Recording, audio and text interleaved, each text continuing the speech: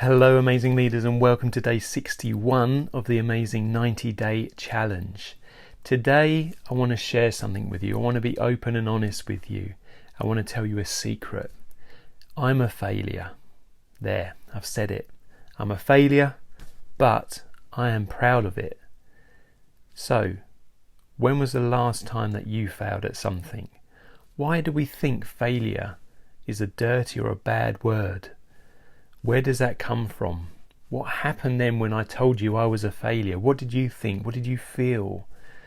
How did it make you want to know more about what I was going to say?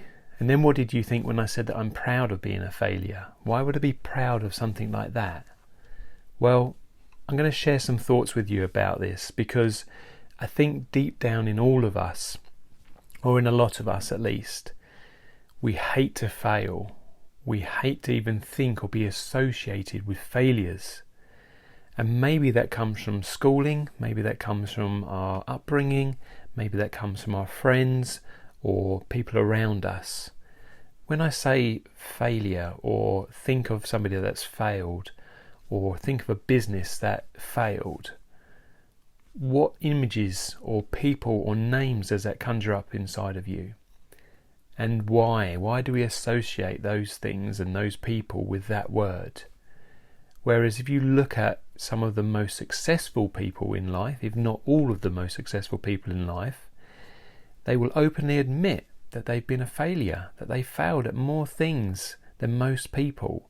The difference is they kept going and they kept carrying on and they kept learning from those failures. So I want to share with you a story. Very recently, just a couple of nights ago, I was speaking with somebody, another amazing leader in a different country, over Zoom, and we were having a conversation.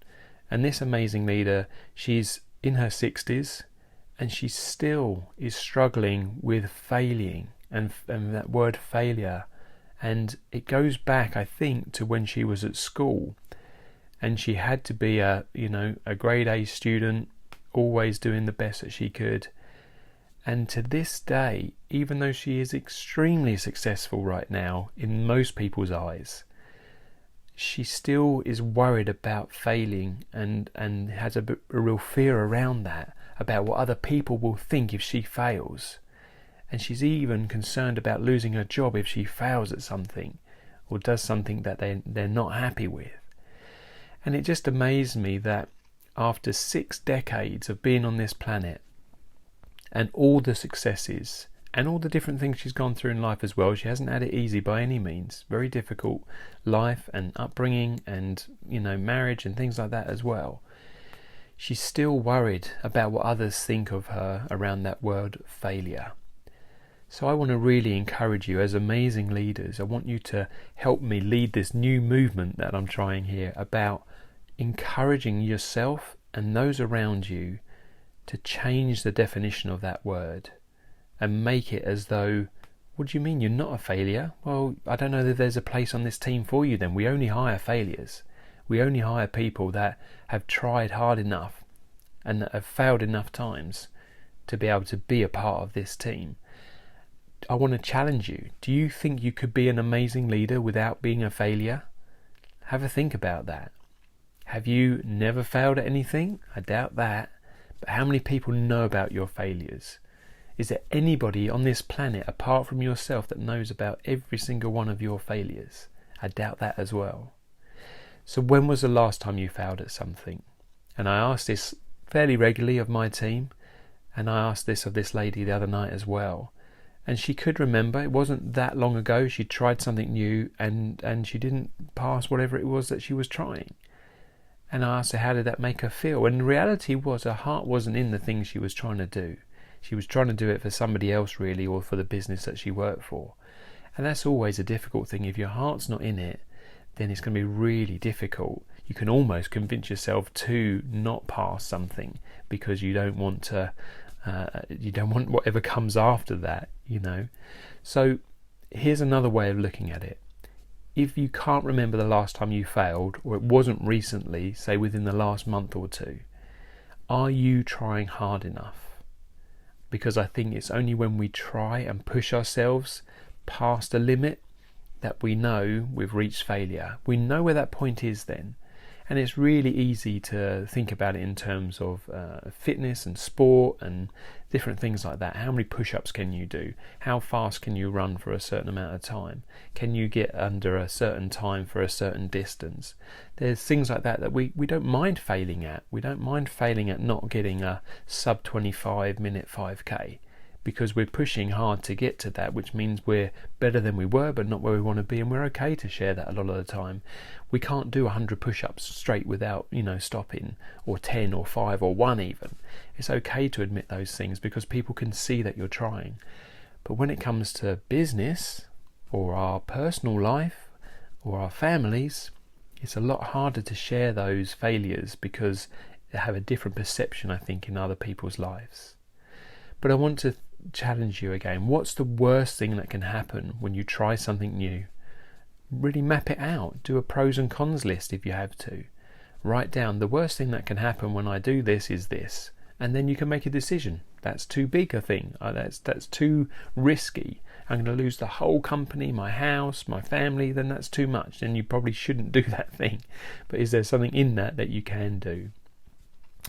And let others know, especially if you're an amazing leader and you've got a team around you, let others know it's okay to fail. Here's another way of looking at it, and I've heard of some companies that do this. They celebrate their failures. They have a celebration evening where they talk about some of the successes the company's had and some of the failures it's had. And the prize for the biggest failure goes to somebody and they're celebrated. When was the last time you did that? Have you ever thought about doing something like that? To celebrate people that are failing within your company, within your team, and maybe even within your life. Have you got people around you that are pushing so hard they're failing so often? Or are you distancing yourself from them? Now I think we've got two different types of failures going on here. There's a dropout failure, people that don't even try, and I'm not talking necessarily about those. I'm talking about people that are trying hard, pushing the boundaries and failing. That's who I want to be surrounded with, because I can learn more from them and their failures if they share that with me than I can about other people's successes sometimes. Success looks really easy from the outside, but often it's underpinned with lots and lots of failures along the way. So what do you learn from things that you've failed at? Because there are so many lessons if we want to learn from them. And how do you learn them? Often, again, I find the bigger the failure, the more stressful it's been, the bigger the lesson there, if I want to learn it. I also don't ever want to go through that failure again. I've done it once. If I keep going through it, it becomes a mistake then, because I knew it was going to fail if I did it that way, because I've tried it before and it failed. So don't do that again. You can try something else, something different, and fail, but not the same thing. Otherwise you just end up making mistake after mistake, and that isn't sensible. That's not the traits of an amazing leader. And then I want you to share those lessons that you've learned with others around you. Excuse me, so that you can teach others from your failures. They can learn those lessons, and then hopefully that will open them up to share their failures with you as well, so that you can all learn together. There's so many valuable lessons in our failures that we should share it openly and widely with others and be proud of those things as well. So I'm going to encourage you today, try something new for the first time and try it until you fail at it. What can you do that will get you to that point? So I hope that's been helpful. I hope you're a failure like me, but you're proud of it as well. Let's change the meaning of that word to be a positive thing and not a negative thing together. I hope you'll have an amazing day, and remember, why be average when you can be amazing?